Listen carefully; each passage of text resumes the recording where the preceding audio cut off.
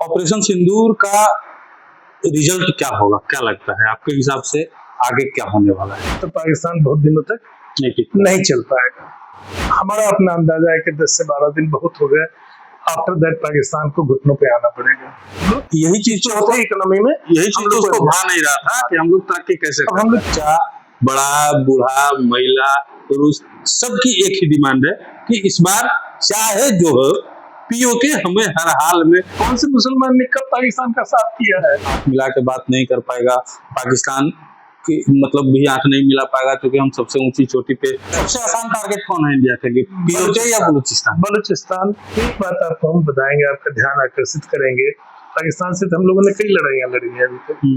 पाकिस्तान तो अगर चाइना का समर्थन खत्म कर दिया जाए तो पाकिस्तान तो 3 दिन में नहीं टिक पाएगा हिंदुस्तान के सामने। विनाश काले विपरीत बुद्धि, पाकिस्तान की हालत भी कुछ ऐसे ही हो गई है। पिछले कुछ दिनों से भारत और पाकिस्तान के बीच जो कुछ हो रहा है वो हम सबको पता है। पाकिस्तान की नापाक हरकतों का हमारी भारतीय सेना मुंहतोड़ जवाब दे रही है। ऐसे में कुछ सवाल जो है भारतीय लोगों के बीच में बहुत तेजी से जो है कौंध रहा है कि इस युद्ध का परिणाम क्या होगा, कैसे कुछ होगा। पीओके को लेकर के बात हो रही है, बलूचिस्तान को लेकर के बात हो रही है। तमाम मुद्दों पे बात करने के लिए हमारे साथ रिटायर्ड कर्नल चंदन बख्श जी हैं। हम इनसे जानने की कोशिश करेंगे। सबसे पहले तो सर, मगही न्यूज में आपका स्वागत है। धन्यवाद। कैसे देख रहे हैं भारत और पाकिस्तान के बीच जो कुछ चल रहा है अभी, एक अघोषित युद्ध की स्थिति में हम लोग हैं। भले ही औपचारिक घोषणा नहीं हुई है, लेकिन हमारी सेनाएं जो है युद्ध लड़ रही है। कैसे देखते हैं इसको? देखिए, युद्ध तो किसी भी समाज के लिए या किसी भी देश के लिए अगर कहा जाए तो अच्छी स्थिति नहीं होती है, क्योंकि युद्ध से आप पीछे ही जाते हैं, युद्ध से आगे नहीं बढ़ते हैं। लेकिन कभी कभी जब कोई रास्ता नहीं बचता है, युद्ध तो आखिरी रास्ता है जी। आखिरी रास्ता है समस्याओं का निदान करने की एक कोशिश है जिसमें आप ढूंढते हैं। लेकिन आज हम लोग उसी कगार पर लगभग पहुंच चुके हैं, क्योंकि हम लोग ये पहली दफे नहीं है। पाकिस्तान के साथ यदि युद्ध फॉर्मली औपचारिक तौर पर अगर घोषित होता है, ये 5वां युद्ध होगा। 1947-48 से अगर आप देखेंगे तो ये 5वां युद्ध होगा। और हर युद्ध के बाद में क्या हासिल हुआ है? कुछ भी हासिल नहीं हुआ। पाकिस्तान भले टुकड़े में बदल गया, 2 टुकड़े में बन गया, 1 टुकड़े से, फिर भी क्या उसके अंदर परिवर्तन है? कोई परिवर्तन नहीं है। और उसके अंदर हर धर्मिता बढ़ गई। आप देखिए 1971 में जब पाकिस्तान का 2 टुकड़े में बंटवारा हुआ और बांग्लादेश बना, उसके बाद जुल्फिकार अली भुट्टो जो वहां के प्रधानमंत्री बने थे, उन्होंने क्या नारा दिया? उन्होंने नारे दिया, bleed India to death with 1000 cuts. मतलब छोटे छोटे कट्स देते रहे, मतलब लो कॉस्ट।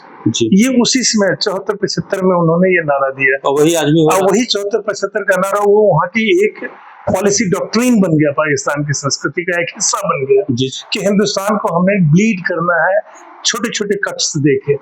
और तब से उसके बाद फिर उनके मरने के बाद उनको फांसी दे दी गई। उसका जनरल जियाउल हक की सरकार बनी। जनरल जियाउल हक ने भी इसी पॉलिसी को क्रियान्वित करते रहे हमेशा। उसके बाद से आने वाली तमाम पाकिस्तानी सरकारें जो है, चाहे कोई भी हो, चाहे पीपीपी की सरकार बनी, चाहे पीएमएल की सरकार बनी, चाहे इमरान खान की वो पीटीआई की सरकार बनी, पॉलिसी डॉक्ट्रिन उनका वही रहा, bleed India to death with 1000 cuts.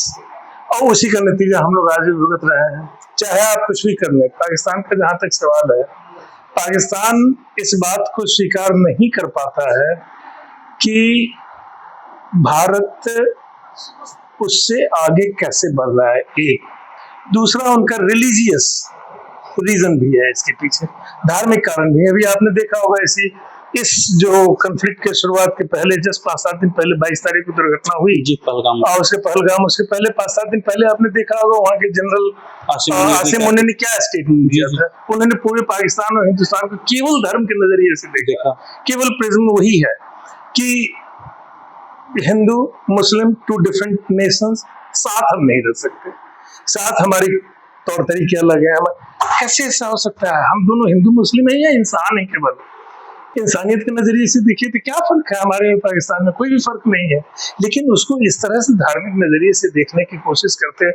और ये उनका, फिर से आपको मैं बता रहा हूँ, ये उनका पाकिस्तान का डॉक्ट्रिन है, ये पॉलिसी डॉक्ट्रिन है। वो आज भी ये सोचते हैं कि हिंदुस्तान में भी 15-20% जो है या 18% मुस्लिम रहते हैं, वो आज न कल हिंदुस्तान के खिलाफ बगावत करेंगे।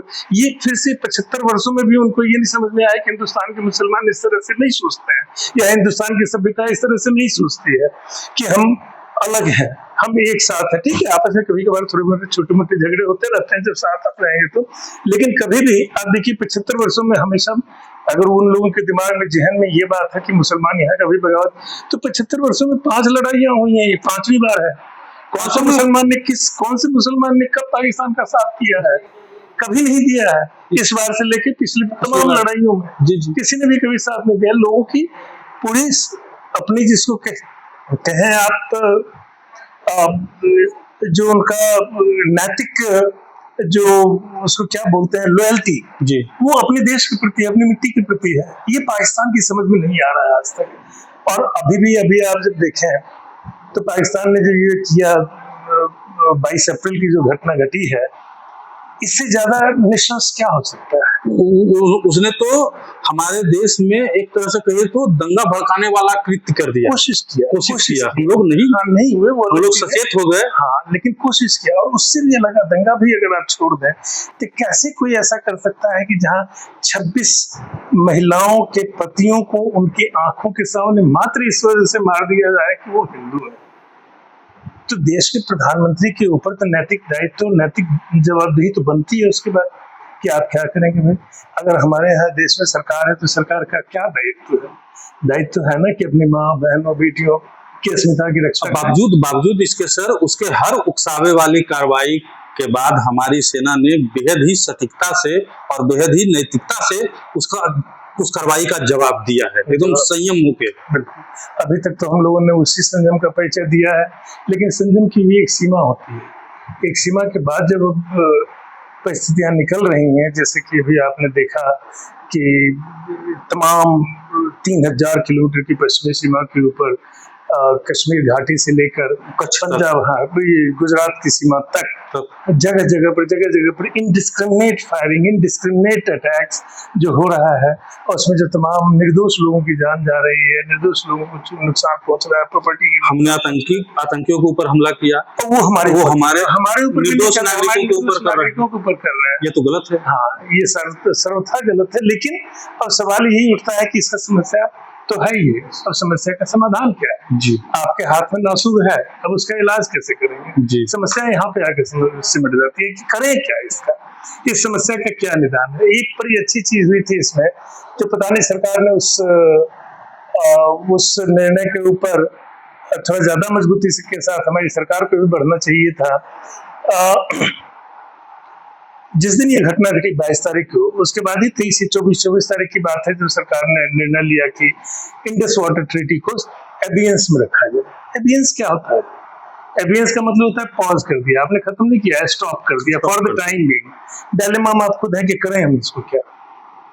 नहीं, वहां पर सबसे बड़ा गलती हम लोगों से, हमको वॉकआउट कर देना चाहिए था, उस ट्रीटी को निरस्त कर देना चाहिए था कि इंडस वाटर ट्रीटी आज से समाप्त, आगे जो भी होगा हम फिर से दोबारा ट्रीटी के लिए फिर हम बैठेंगे, रिव्यू करेंगे, टॉक करेंगे, दोबारा बैठेंगे, परिस्थितियां जो होगी उसके हिसाब से फुल स्टेप आगे बढ़ना चाहिए था। हम लोगों ने टेंटेटिव में हिचकते हुए आधा कदम आगे बढ़ाया कि एबियंस में रख दिया। एबियंस का क्या मतलब होता है? There is no meaning behind abeyance. तो सरकार से हमारी तो अपील है कि उसको जरूर से निरस्त कर देना चाहिए, क्योंकि उसके निरस्त होने से आप समझिए पाकिस्तान के 70 से 80% पानी की आवश्यकता इसी ट्रीटी से पूरी होती है। जी बिल्कुल, इसी ट्रीटी से पूरी होती है। और जब आप ट्रीटी क्या है? समझौता है, दोस्ती का एक समझौता है, और जब आपके साथ हम दोस्ती का समझौता कर रहे हैं, हम 80% पानी जो हमारे को मिलना था हम आपको दे रहे हैं और 20% में हम अपना काम चला रहे हैं, जबकि हमारा पंजाब से लेकर हरियाणा तक, इवन दिल्ली तक बहुत सारी पानी की कमी से जूझ रहा है। हमारा पूरा राजस्थान पानी की कमी, फिर भी हमने दिया हुआ है। क्यों? एक गुडविल था हमारा, एक ब्रदरली रिलेशनशिप था कि हम दोनों है तो एक ही कंट्री के किसी के हिस्से। चलो ठीक है भाई, हम भी जीते हैं, तुम भी जी लो, तुम भी जियो, हम भी जीते हैं, तुम भी जियो नहीं, तुम हमसे बेहतर थे, हम तुम्हारी मदद कर रहे हैं। जी जी, कि एक ही उस स्पिरिट से दिया गया पानी। आज भी वो उस स्पिरिट को अगर नहीं मानता है, हमारी माँ बहनों के सुहाग को उजाड़ता है, तो फिर हमें तो कड़ा कदम वहीं पे लेना चाहिए कि उस ट्रीटी को निरस्त कर देना चाहिए, जो सरकार ने नहीं किया है अभी तक उसको एबियंस में रखा है। एबियंस मतलब फिर चालू हो जाएगा, कल को ये समस्या समाधान होगा, खत्म होगा, सीज फायर तो आज न कल होना ही है। जब सीज फायर होगा तो होगा कि चलो ठीक है जी, आप उसको रीएक्टिवेट कर दें, फिर से वो चालू हो जाएगा। आप सेना में हैं, सेना में थे, आप पूरी तरह से भारतीय सेना को समझते भी होंगे। ऑपरेशन सिंदूर का रिजल्ट क्या होगा, क्या लगता है आपके हिसाब से आगे क्या होने वाला है? देखिए, कन्वेंशनल वॉरफेयर का जहां तक सवाल है, पाकिस्तान तो अगर कन्वेंशनल वॉरफेयर होगा तो पाकिस्तान बहुत दिनों तक नहीं चल पाएगा। हमारा अपना अंदाजा है कि 10 से 12 दिन बहुत हो गए, आफ्टर दैट पाकिस्तान को घुटनों पे आना पड़ेगा। अब रही बात की सब कन्वेंशनल वॉरफेयर जो न्यूक्लियर वॉर है, क्योंकि हम दोनों ही कंट्री न्यूक्लियर कंट्री हैं। बिल्कुल। एक बात और हम आपको बताएंगे, न्यूक्लियर इश्यूज को आप किनारे भी रख दें तो भी हम आपको बताएं, रशिया है जी, काफी पावरफुल, किसी समय के सुपर पावर हुआ करता था। यूक्रेन के पास अपनी सेना भी नहीं थी जी, है ना। आज 3 साल से युद्ध चल रहा है, समाप्त हो गया क्या? नहीं हुआ।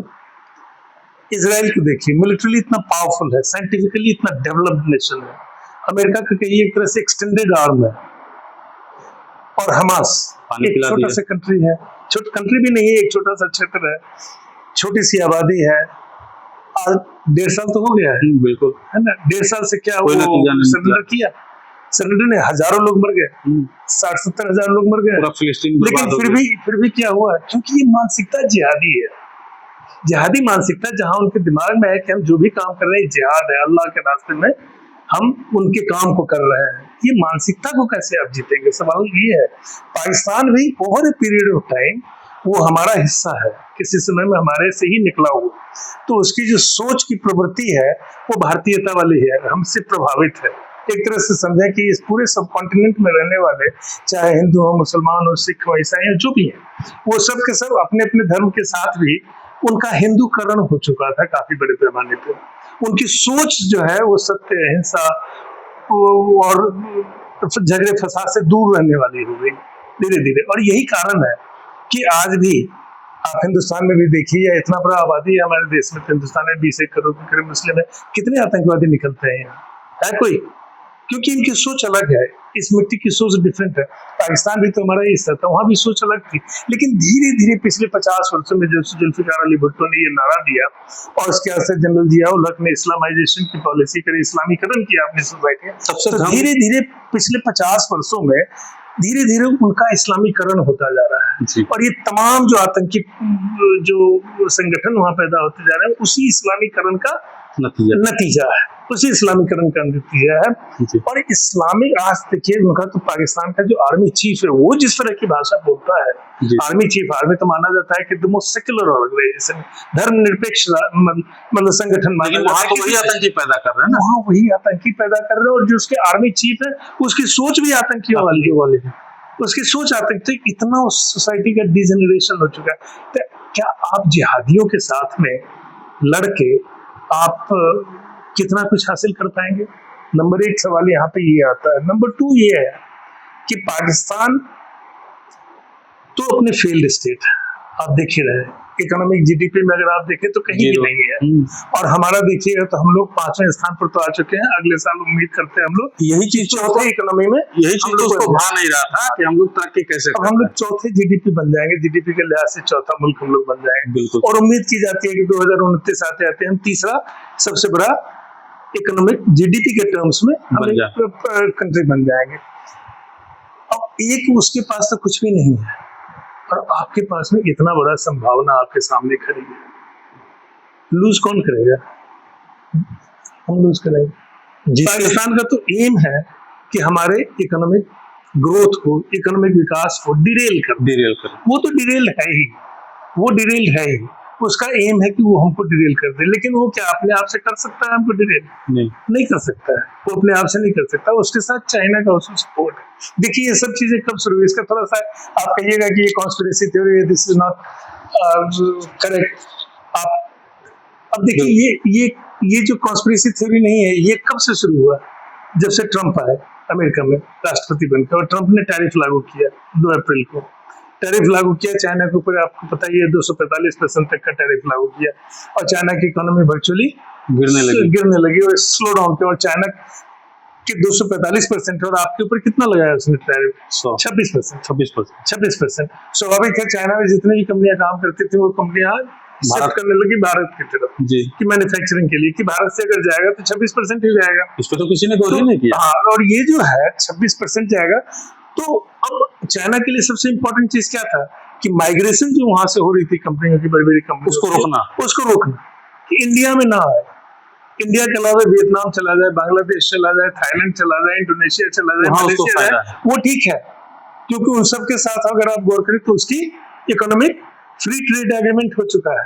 आसियान कंट्रीज जो है, association of south east Asian nation, उसके साथ चाइना का फ्री ट्रेड एग्रीमेंट है, तो वहां उन कंपनियों के जाने में उसको तकलीफ नहीं है, इंडिया में आने में तकलीफ है। नंबर 1, वो सभी कंट्री जिनके नाम हमने अभी आपको लिया, आसियान नेशंस और भी जो भी कंट्री एशिया के अंदर है, उससे उसको थ्रेट भी नहीं है, क्योंकि वो सब छोटे छोटे देश हैं। वो चाइना के लिए कभी इकोनॉमिकली या मिलिट्रली वो चाइना के लिए थ्रेट नहीं है।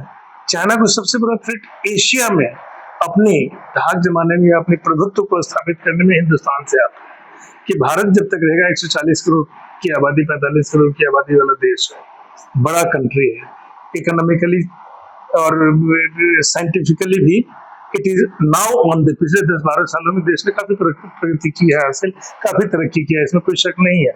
या रादर से कहिए कि तो 10-12 साल की भी बात नहीं कहिए, जब से वाजपेयी जी की सरकार आई थी 98-99 में, तब से लेके आज तक में काफी प्रगति है, बहुत रास्ता हमने तय कर लिया है।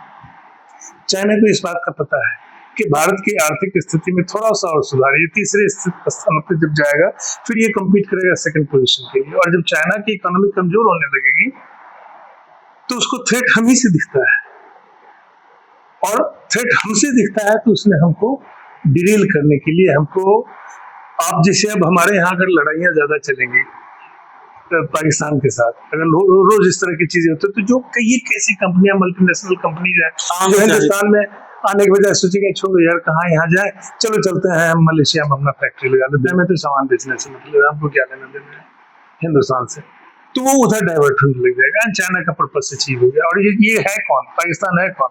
पाकिस्तान तो अगर आज चाइना का समर्थन खत्म कर दिया जाए तो पाकिस्तान तो 3 दिन भी नहीं टिक पाएगा हिंदुस्तान के सामने। बिल्कुल। तो पाकिस्तान बेसिकली एक वैसल स्टेट है, पाकिस्तान एक क्लाइंट है उसका चाइना का, जिसको नहीं कहते हैं कि बड़े लोग किसी भी सोसाइटी में, आपके शहर गांव में भी जो बड़े लोग रखते हैं 1-2 गुंडे पालते हैं, ये उसी तरह का कंट्री है पाकिस्तान। उसको पाला हुआ है, उसको पाला है, उसकी परवरिश करता है चाइना, उसकी परवरिश करता है। किस लिए करता है परवरिश? ताकि आपको अब अपने, या तो वो खुल के आए सामने या फिर उन गुंडों के मार्फत करेगा, वही चीज कर रहा है हम लोगों के साथ में, तो नुकसान तो हमारा होना है इसमें ज्यादा।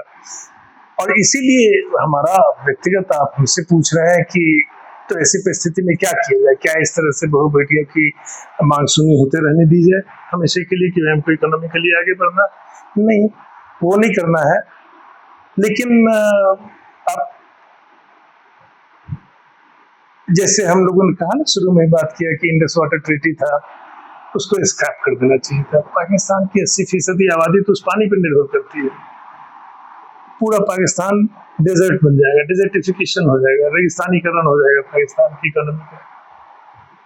आप उसको करें, हाँ ठीक है, वो थोड़ा सा लंबा प्रोसेस है कि उसमें कैनाल सिस्टम से लेके हेडवर्क्स होते हुए उसको बनाने में टाइम लगेगा, इंफ्रास्ट्रक्चर भी बहुत बनाना टाइम लग जाएगा, 10 साल। और हो सकता है जब आप बनाएंगे तो पाकिस्तान फिर से वही हरकत वहां भी करने लगे, तो कब तक आप उससे भागेंगे? बिल्कुल। तो अभी एक ऐसी स्थिति तो आ ही गई है जहाँ की अब आपको पाकिस्तान के साथ कन्वेंशनल वॉरफेयर में उस हद तक तो जरूर जाना है जहां वो फोर्स हो जाए, जहां वो मजबूर हो जाए न्यूक्लियर ऑप्शन का इस्तेमाल करने के लिए, उस हद तक जाना है। लेकिन जहां उस हद तक आप जा रहे हैं तो आपको ये ध्यान रखना होगा कि वो उस हद तक जाने के समय कि वो आणविक हथियारों का इस्तेमाल करने के ब्रिंक पे पहुंचे लेकिन करें नहीं, वहां पे आपने रुक जाना है, ताकि उसे भी ये पता चल जाए कि कन्वेंशनल आर्म्स में we are now decidedly no match for India, हम उसके हिंदुस्तान के मैच में नहीं है। और न्यूक्लियर वॉरफेयर में जहां तक सवाल है, बर्बाद तो उसने भी होना है, सभी ने होना है, लेकिन वो जिहादी है, हमको उसके पहले रुक जाना है। पूरे भारत से एक स्वर में पूरे भारतवासी ये डिमांड कर रहे हैं कि इस बार पीओके में हर हाल में चाहिए, सबका यही डिमांड है, बच्चा, बड़ा, बूढ़ा, महिला, पुरुष, सबकी एक ही डिमांड है कि इस बार चाहे जो हो पीओके हमें हर हाल में चाहिए। क्या लगता है आपको, पीओके इस बार हमारा होगा? देखिए, हमने क्या आपको बताया कि आपको कन्वेंशनल वॉरफेयर में आप उस हद तक तो जाएंगे जहां तक कि वो मजबूर ना हो जाए न्यूक्लियर वेपन या न्यूक्लियर ऑप्शन को एक्सरसाइज करने में, वहां तक जाएगी। अब रही बात कि पीओके हमारा होगा या नहीं होगा, एक बात आपको हम बताएंगे, आपका ध्यान आकर्षित करेंगे। पाकिस्तान से तो हम लोगों ने कई लड़ाइयां लड़ी हैं अभी तक। 1971 के युद्ध की आपको याद दिलाते हैं। जी बिल्कुल। हम लोगों ने लड़ा, युद्ध हुआ, काफी भीषण युद्ध हुआ जी। पाकिस्तान के 2 टुकड़े भी हमने कर दिए। हम आज भी कर सकते हैं उसको, पीओके तो ले ही सकते हैं, लेकिन उस समय और अभी में क्या परिस्थितियों में फर्क है वो देखिए। जब हमने बांग्लादेश को आजाद कराया, ईस्ट पाकिस्तान, उस समय इसको पूर्वी पाकिस्तान कहते थे और वो पश्चिमी पाकिस्तान, जब पूर्वी पाकिस्तान आजाद हुआ तो पूर्वी पाकिस्तान में रहने वाले 95% आबादी जो थी वो एंटी वेस्ट पाकिस्तान था, वो वेस्ट पाकिस्तान का विरोध करता था। हम लोग कहते हैं अपने आप से कि भाई हम, वो जो लड़ाई थी वो भारतीय सेना ने जीती। हम भारतीय सेना के होते हुए भी भारतीय सेना को बहुत उसमें क्रेडिट नहीं देते हैं। हम कहते हैं कि भाई भारतीय सेना ने जीती, भारतीय सेना के एक बहुत महान कमांडर हुआ करते थे field marshal Sam Manekshaw. Yes, वो हमारे महानतम सेना नायकों में से एक थे, नो डाउट अबाउट इट, बहुत महान थे। लेकिन क्या उन्होंने जीत दिलाई? पूर्वी पाकिस्तान के नागरिकों ने जीत दिलाई। वो नागरिक जो थे 95% से अधिक आबादी पाकिस्तान के साथ नहीं रहना चाहते थे। हमने बस उनका सहयोग किया, हमने केवल उनका सहयोग किया और उनसे सहयोग लिया और उनकी इच्छा की पूर्ति हमने की, इतना ही किया जी। तो इसलिए हमारा काम आसान हो गया। नहीं तो हम 65 में भी तो लड़ाई लड़े थे, क्यों नहीं 65 में 2 टुकड़े कर पाए? क्योंकि 65 में पूर्वी पाकिस्तान के लोगों के अंदर वो दुर्भावना नहीं थी पश्चिमी पाकिस्तान के प्रति जो 1971 में हुई। उस समय वो दुर्भावना नहीं। सबसे इम्पोर्टेंट है वहाँ ये जो पॉपुलेशन है, जो जनसंख्या है, जो नागरिक है वहाँ के, वो क्या जो जनता है वो क्या चाहते हैं। आपने कहा पीओके से ज्यादा इम्पोर्टेंट है बलूचिस्तान, क्योंकि बलूचिस्तान में शायद ही बलूचिस्तान में आज वही कहानी जो 1971 में बांग्लादेश में कहानी थी कि लगभग 90-95% वहाँ की जो आबादी है, अगर 90-95 नहीं भी होगा तो 80% से तो ऊपर है ही है आबादी, जो चाहती है कि हमको पाकिस्तान से मुक्ति मिले, पाकिस्तान से सेपरेशन चाहता है। वहां पे आपके लिए उसको आजाद करा देना, पाकिस्तान के टुकड़े करना ज्यादा आसान होगा। पीओके में I am not very sure कि पीओके की आबादी आज की तारीख में क्या चाहती है, और पीओके की आबादी जो आपके पास में, जो हमारे पास में जो कश्मीर का हिस्सा है, यहाँ तो आज मान लीजिए 5 साल से जब से आर्टिकल 370 खत्म हुआ तब से ये सारी कहानियां समाप्त होने थी। यहाँ तो रोजाना आजादी आजादी के नारे लगते थे, आपकी गली में नारे लगते। क्योंकि उसके ऐसा माना जाता है कि हम सामरिक दृष्टिकोण से मजबूत हो जाएंगे, चाइना भी हमसे आंख मिला के बात नहीं कर पाएगा, पाकिस्तान की मतलब भी आंख नहीं मिला पाएगा, क्योंकि हम सबसे ऊंची चोटी पे हम स्थापित हो जाएंगे, अपनी सेना को वहां पे पहुंचा। मैं आपसे वही कर रहा हूँ कि लेकिन क्या वो संभव है? क्या पीओके की आबादी जो है, आपकी आबादी तो हमारे देश की जनता तो चाहती है कि ऐसा हो जाए, हमारा पार्लियामेंट्री रेजोल्यूशन भी है। हम हमेशा कहते हैं कि पिछले 75 साल से कहते हैं कि पीओके मतलब पाक ऑक्युपाइड कश्मीर है, उसको हम लेंगे। लेकिन सवाल ये है कि आपके और हमारे चाहने से वहां की जनता क्या चाहती है आज की तारीख में, वो बहुत बड़ा फैक्टर है। क्या उसके अंदर उस तरह की दुर्भावना है आज के अंदर पाकिस्तानी शासकों के प्रति जो बांग्लादेश के अंदर पूर्वी पाकिस्तान के लोगों में थी? क्या वो है आज की तारीख में? हमें लगता तो नहीं है कि सबसे आसान टारगेट कौन है इंडिया के लिए, पीओके या बलूचिस्तान? बलूचिस्तान बहुत इजी टारगेट है। और आपकी एक और बात बताएं, जहां से पाकिस्तान की आर्मी का सवाल है ना, देखिए पाकिस्तान की आर्मी अपनी लोकप्रियता के आज सबसे निचले स्तर पर खड़ी है अपने ही देश में। पूछिएगा कैसे? वहां 2-4 पॉलिटिकल पार्टियां जो प्रमुख है, एक है पाकिस्तान पीपल्स पार्टी, जो भुट्टो की पार्टी है। इसी सेना में, इसी पाकिस्तानी सेना ने किसी जमाने में उसी जुल्फिकार अली भुट्टो को फांसी लटका के मार दिया, है ना जी। उसके बाद इसी सेना के जब जनरल मुशर्रफ हुआ करते थे वहां के राष्ट्रपति, तो वो इनकी बेटी जो थे बेनजीर भुट्टो, उसको गोली मार दी गई सभा के दौरान। अब उन्हीं का बेनजीर भुट्टो का बेटा बिलावल भुट्टो भी पाकिस्तान सरकार में मंत्री है। ये लेकिन सभी पाकिस्तानी आर्मी के सताए हुए ही परिवार है। दूसरा आप देखिए नवाज शरीफ का भी तो वही पाकिस्तान मुस्लिम लीग को देखिए, जिसके मुखिया नवाज शरीफ है, जो शहबाज शरीफ उन्हीं के भाई प्रधानमंत्री के पद है। नवाज शरीफ का क्या हुआ, साल तक ये जेल में रहे, इनको सत्ता से बेदखल कर दिया गया इसी सेना के द्वारा। बेदखल होने के बाद में ये जेल में सड़ते रहे, फिर सऊदी अरब वगैरह के सहयोग से इनको वहां से जेल से छुड़ा के लंदन शिफ्ट कर दिया गया। तो ये भी परिवार सताया हुआ है वहां की आर्मी का। तीसरी वहां सबसे इम्पोर्टेंट पार्टी कौन सी है, पाकिस्तान तहरीक इंसाफ PTI, जिसके मुखिया है इमरान खान। आज पाकिस्तान के पॉलिटिकल लीडरशिप में अगर आप देखिएगा तो सबसे जो लोकप्रिय नेता है पॉलिटिकल लीडर वो इमरान खान है, जो पिछले 1.5-2 साल से जेल के अंदर में सजा काट रहा है। तो वैसे पॉलिटिकल लीडर को आप जो आपके देश का सबसे पॉपुलर पर्सनालिटी है उसको जेल में आप सड़ा के रखें। तो जो 3 प्रमुख पार्टियां हैं, तीनों के नेता आपके सताए हुए हैं, तीनों पार्टियां सदा। और तो और PTI के नेता को जब गिरफ्तार किया गया था इमरान खान को, तो आपने देखा होगा कि पूरे पाकिस्तान में किस तरह से जनता सड़कों पर निकल है। और इसी आर्मी, जिसको आप कहते हैं कि वहाँ आर्मी का चलता है, आर्मी पॉपुलर है, इसी आर्मी के कोर कमांडर के घरों से लेकर तमाम इवन GHQ जो उनका जनरल हेडक्वार्टर रावलपिंडी में है उस तक पर अटैक कर दिया। अटैक का क्या मतलब है, अपनी सेना। आज तक आपने सुना कि भारत में कोई भी भारतीय समाज का कोई भी हिस्सा किसी भी भारतीय सेना के ऑफिस या दफ्तर या उसके रिहायशी इलाकों पर अटैक किया हो पिछले 78 वर्षों में? कहीं सुना है? जी सोच भी नहीं सकते हैं, आज भी नहीं सोच सकते हैं, लेकिन वहां हुआ है।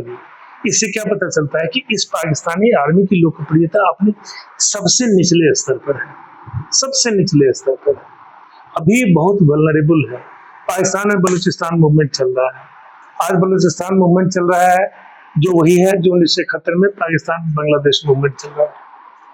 आज यहाँ बलूचिस्तान का चल रहा है। खैबर पख्तूनख्वा में जाइए, वहाँ पश्तून उतने ही नाराज हो गए हैं।